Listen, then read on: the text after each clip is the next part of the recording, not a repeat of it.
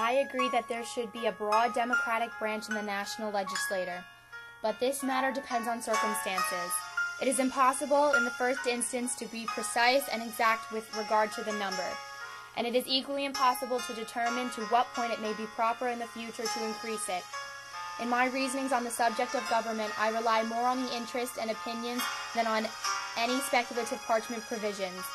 I have found that constitutions are more or less excellent, as they are more or less agreeable to the natural operation of things. I am therefore disposed not to dwell long on curious speculations or pay much attention to modes and forms, but to adopt a system whose principles have been sanctioned by experience, adapt it to the real state of our country, and depend on probable reasonings for its operation and result.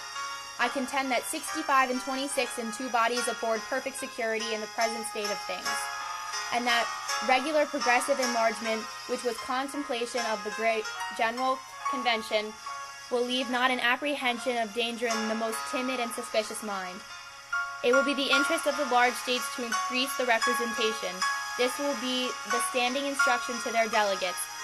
But the members of Congress will be interested not to increase the number, as it will diminish their relative influence.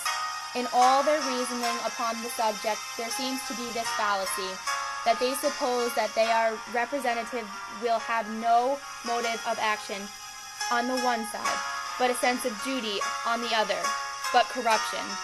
They do not reflect that he is to return to the community that is dependent on the will of the people, and that cannot be his interest to oppose their wishes. The general sense of the people will regulate the conduct of the representatives. I admit there are exceptions to this rule.